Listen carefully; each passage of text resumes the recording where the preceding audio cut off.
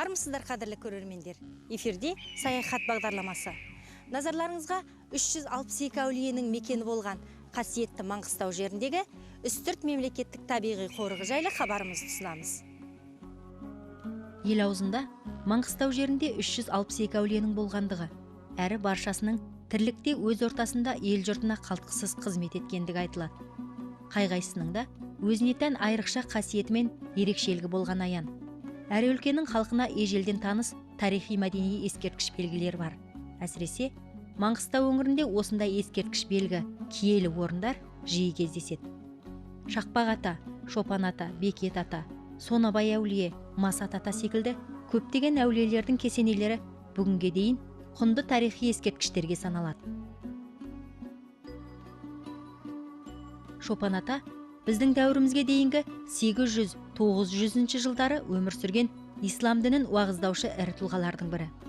Шопан атаға бет алған кез келген жолаушы алдымен ол кісінің күйеу баласы Орал Мұхаммед Баһадүрдің қабіріне бұрылмай өтпейді. Халқымыздың пайғамбарда күйеу баласын сыйлаған деген сөзі осыған дәлел болса керек. Реті бойынша солай енді жазылмаған заңдылық ретінде Шопан атаға тәуекел зиярат етушілер келген кезде бірінші осы атаның күйеу баласына келіп, осы ортадан дұға жасап, Құран бағыштайды, содан кейін барып атаға қарай бара береді. Қарақия ауданының территориясындағы Шопан атаның кесенесі сол заманда өзінің баспанасы болған. Зәулім тұт ағашының түбіндегі жер асты үйлері әлі толық зерттелмеген. Кезінде осы тұт ағашының жапырақтарын тұрғындар шай орнына пайдаланып келген. Жер асты үйлерінен сыртқа қарай бірнеше есік шығарылған. Осы жерде қатар орналасқан 13 бөлмеде Шопан атаның мешіттері болған деген болжамдар бар. Өмірден өткен әулие осы жерге жерленген. Мына бөлмеде Шопан атаның өзі жатыр, мына жақта бөлмеде Шопан атаның қызы жатыр, төргі бөлмеде Шопан атаның жолдасы жатыр. Бәрі де қабыл болсын. Бір қауым елдің мәңгілік баспанасына айналған аймақ біраз тарихтан хабардар етеді. Шопан атаның қайынатасы жоғарыдағы жотада жерленген. Жылдың қай мезгілінде болмасын, бұл жерге зиярат етушілердің аяғы тиылмайды. Мәдинада Мұхаммед, Түркістанда Қожа Ахмет, Маңғыстауда Пір-Бекет деп бекерге айтылмаған. Бекет ата 1750-1813 жылдар аралығында өмір сүрген. Шопан ата түсіне еніп аян берген соң білім іздеп Хиуаға аттанады. Бақыржан атты ғұламадан білім алған. Бір күні ұстазы күллі шәкірттерін жиып алып, мен мына асатаяғымды шаңырақтан сыртқа қарай лақтырамын. Іздеп тауып келгендеріңе батамды беремін депті. Сөйтіп, шәкірттердің барлығы лақтырылған асатаяқты іздеп кетеді. Тек бір бала ғана орнынан қозғалмай отырып қалады. Сен неге іздемей отырсың дегенде ол, сіздің асатаяғыңыз бұл маңайда емес, сезіп отырмын. Егер сіз батаңызды берсеңіз, мен оны іздеп табамын деген екен. Ұстазы батасын береді. Ол бала бүгінгі қазаққа аты мәшһүр Пір-Бекет ата болатынды. Сапарға шыққан Бекет қазіргі Оғланды тауларының бір қойнауында жерге шаншылып қалған асатаяқты табады. Жерден суырып ала бергенде, сол маңда арқар жайып жүрген бір кішкене бала келіп, бұл менің таяғым, 7 жыл бойы оны мен бағып, қарап, жерден ала алмай жүрмін деп таласады. Олай болса ала ғой дейді Бекет ата. Бала асатаяқты күштеп тартып ала алмайды да, кезек сіздікі деп жол береді. Бекет ата асатаяқты суырып қалғанда жер астынан бұрқ етіп су шыққан екен. Бүгінгі күнге дейін ата аруағына тағзым етушілер сол шипалы бұлақтан шөл басады. Өлімге де дайындалып 63 жасында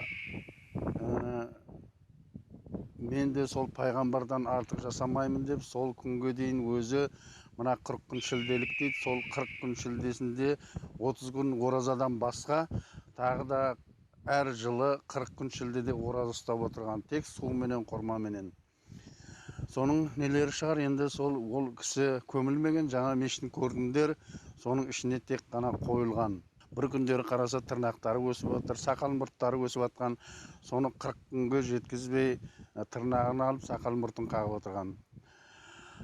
Енді ол өзі сол Алла тағаланың сүйген құлы, қазіргі жатқан жерде сол бір жұлдыздардың тоғысып нұрының құйып тұрған жер дейді.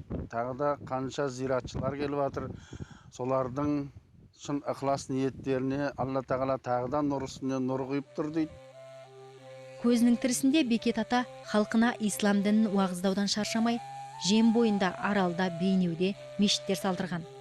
Пайғамбар жасына жеткенде өмірден өткен ата, іздеп келер халқым маған шын ниетімен еңбектеніп жетсін деп, денесін тау қойнауындағы өзінің мешітіне қойдырған деседі. Ғұламалардың айтуы бойынша, дәл осы жер түрлі жұлдыздардың сәулелерінің тоғысып, нұрын шашатын тұсы көрінеді.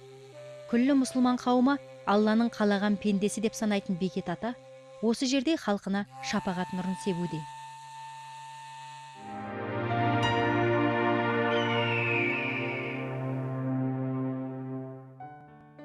Маңғыстау облысындағы 223.342 гектар аумақты алып жатқан үстірт Қазақстандағы көлемі жағынан үлкен қорықтардың бірі. 1984 жылы шілде айында Қазақ ССР министрлер кеңесінің қаулысымен құрылған қорық Қарақия ауданының шығыс бөлігінде орналасқан. Ал әкімшілік ғимараты Жаңаөзен қаласына қарайды. Барлығы 39 қызметкердің 23-і қорғау бөлімінде қызмет атқарса, 5-еуі ғылым саласында, ал 4 қызметкер экологиялық ағарту бөлімінде. Табиғи комплекстерді қаймағы бұзылмаған мінсіз күйінде сақтап, өсімдіктер мен жануарлардың табиғи түрде өсіп өнуіне жағдай жасау қорық қызметкерлерінің басты міндеті. Қасқыр мен шибөрі бір тектес аң.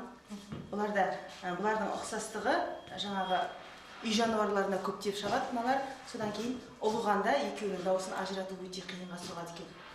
Мынауымыз түлкі, мынау дала мысығы.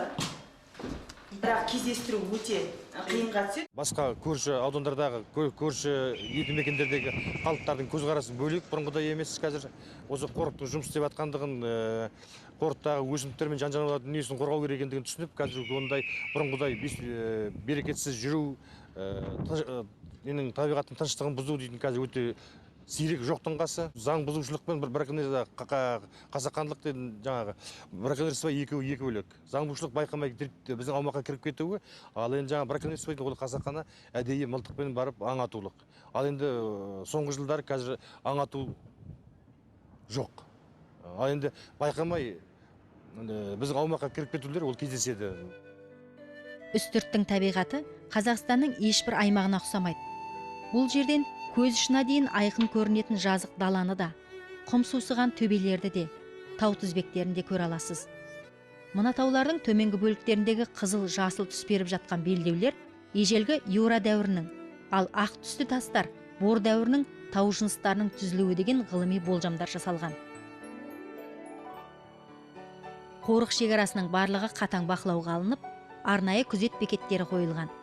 Инспекторлар аймақтағы жүрген көліктер мен аттылы жаяу адамдарды кез келген уақытта тоқтатып, тексеруге құқығы бар. Алғашқы ат басын тіреген жеріміз Өнере деп аталатын аумақта осындай күзет жұмысына куә болдық. Өнере атауы түркмен тілінде өскен, көбейген деген мағынаны береді екен. Мұнда жер атауына орай ұзындығы 8 шақырымдай болатын суы тұзды Өнере бұлағы ағып жатыр. Биылғы жылы үстірт қорығында инспекторларға арнап 3 жаңа кордон салыныпты.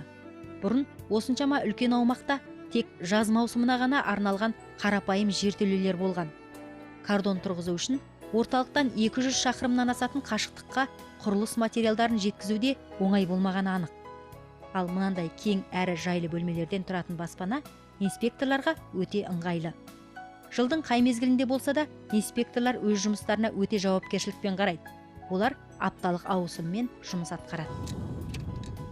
Аумақ бізде өте үлкен. Сол аумақ аралауға таңертең сағат 9-10 шамасында шығамыз. Сол күніге 70-80 километр жобасында аралап келеміз. Аумақ үлкен болғандықтан бізде көлік, мынау мотоцикл, сосын машиналар бар, аттарымыз бар. Қорық аумағындағы аң құстардың тыныштығын қадағалаймыз.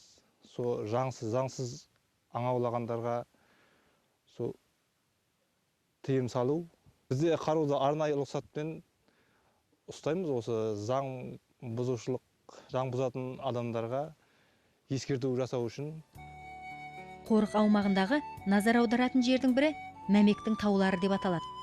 Аппақ болып күнге шағылысқан тау тізбектері бір көрген жанның есінде жатталып қалады. Себебі, көлікпен келе жатсаңыз, Ақшаңқан тау сізбен ілесіп бірге жүріп келе жатқандай әсер береді. Үстірттің байлығы арқар да осы жерде жиі ұшырасады. Бөктерден топ-топ болып шыға келген жануарлар бізді тамашалап қарап алыңдар дегендей жотадан тізбектеле әсем көрініспен жортып өтті. Аймақтың ауа райы өте қатаң. Қысы суық, жазы құрғақ. Атақты ғалым Эдуард Эверсман 2 ғасыр бұрын бұл өлкені қатаң жер деп ғылыми сипаттама берген екен. Осындай құрғақшылықта мекендейтін құстар мен аңдар табиғаттың ыңғайына бейімделген.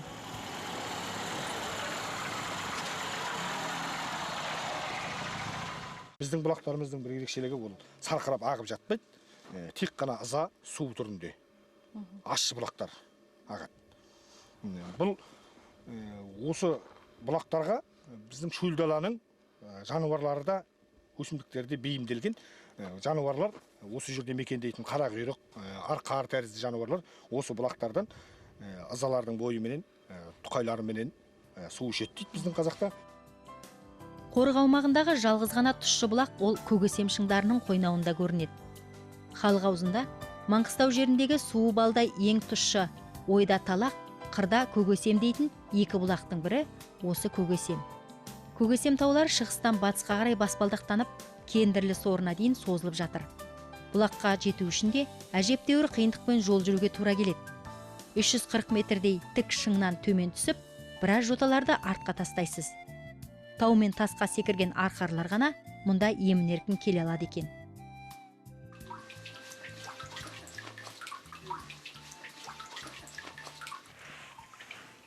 Біз Көкөсем шыңының баурайындағы бұлаққа келіп тоқтадық. Бұл бұлақтың басты ерекшелігі осы Үстірт қорығының аймағындағы жалғыз ғана тұщы сулы бұлақ.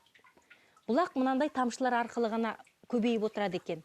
Ал ол тамшылардың қай жерден қалай ағып тұрғандығы белгісіз.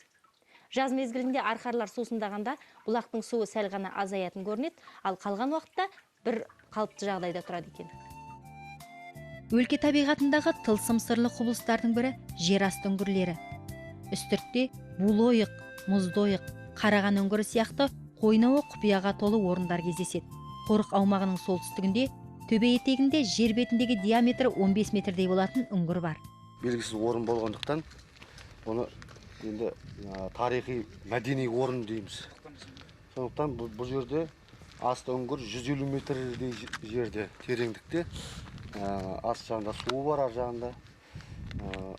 Жазда шілденің уақыттарында күннің ыссы кездерінде арқарлар келіп паналайды мына жерде. Ұзындығы 160 метрдей болатын үңгірге бару үшін 10 метрдей тереңдікте жер астына түстік. Бейне камераның жарығымен жол бастаушы инспекторлармен ілесіп келеміз. Бір қызығы, үңгірдің кіреберіс жолындағы топырақ басқаша болса, біраз жүрген соң аяқ астындағы топырақтың құрамы мен түсі өзгеріп отырады екен. Тереңдеген сайын ауа тарылып, жол қиындай түсті.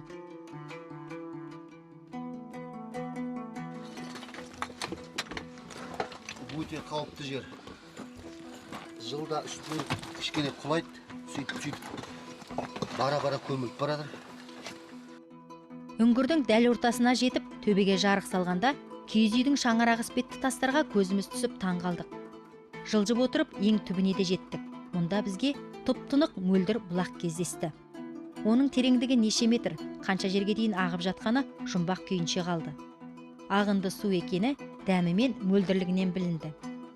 Жарық түскенде қабырғалардан жылт-жылт еткен кристалдар байқалады.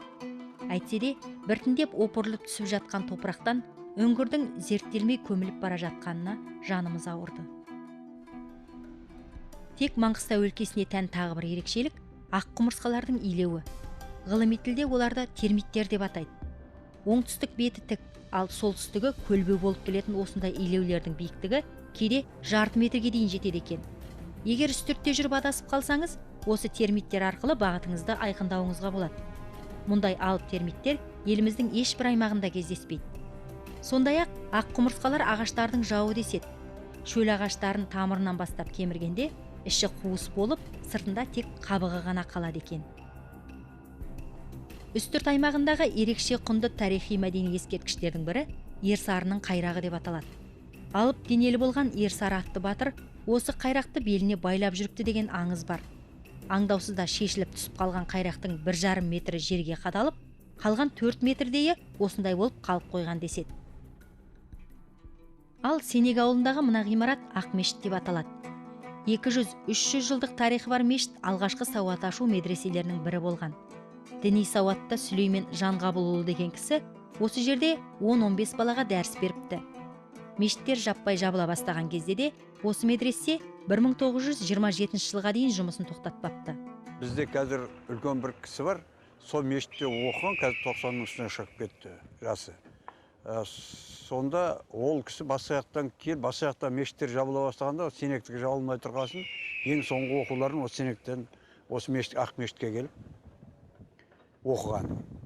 Мынау тұрғызған мешіт былтыр реставрация жасап, жаңадан оңдалып не жасады. Біз әдейі соған адам ұстап, мысалы біздің серіктестің атынан адам ұстап, қазір соны келген адамдарға айтып түсіндіреді, балалары барса соған түсіндіреді. Сосын әрі оның ешкім бұзып кетпеуін, жаңадай мал не кірмесін деп қоршалып, соған адам ұстап отырмыз. Мешітті жөндеу жұмыстары 1985 жылдары қолға алынған. Дегенмен, ол кездерде тарихи орынға аса көңіл бөлінбеген. Өткен жылы тәуелсіздік мерекесі қарсаңында Ақ мешіт күрделі жөндеуден өткізіліп, халық игілігіне қайта қызмет ете бастапты.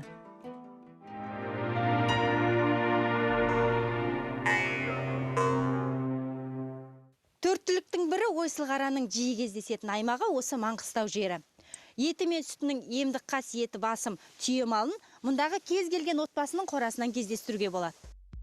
Серікбай Арықбаев Сенек серіктестігінде 20 жылдан аса жұмыс атқарады. Шопан серіктестіктің қойын бағумен қатар бауырларымен бірігіп түйе малын өсіруде. 5-6 бас түйеден басталған шаруашылығы бүгінгі күні аяғынан тұрып, әжептәуір нәтижесін бере бастаған. Бір түйін 2 жылда бір боталайды ғой, 2 жылда бір боталайды. Боталаған кезде боталар аздап әлсіздеу болады, оны күтім керек. Январ айларында шөгеріп басай, сол уақытта шөгеру керек түйені қайтып. Январ, февраль, март. Келесі жыл мартта боталайды бір жылдан кейін. Сол уақытта туарда 40 күн бағу керек. Сосын шөгеретін уақытта 40 күн бағу керек дейді ата-бабаларымыз. Түйені 2 мезгіл бағу керек дейді. Басқа уақытта көп қиындық бермейді.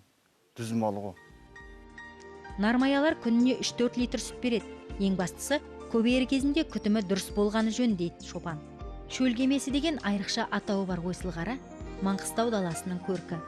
Мінсең көлік, кисең киім, жесең азық, ішсең сусын болған жануар орта есеппен 20 жылға дейін жасайды екен. Қорықтың негізгі орталығы 50 000 гектарды алып жатқан кендірлі сорын бейне камераға түсіріп алу үшін шыңға көтерілдік. Аяқ астынан ауа райы бұзылып, жапалақтап қар жауа бастады. Сол жердегі 3 батыр шыңын, кендірлі сорын тұман бүркемелеп, көру мүмкін болмады. Жазушы Әбіш Кекілбаев аспан астындағы мұражай деп атаған тарихы мен табиғаты өзгеше аймақ Маңғыстау өңіріндегі үстірт мемлекеттік табиғи қорық жайындағы хабарымыз осымен аяқталды. Саяхат бағдарламасының келесі хабарында жүздескенше аман сау болыңыздар.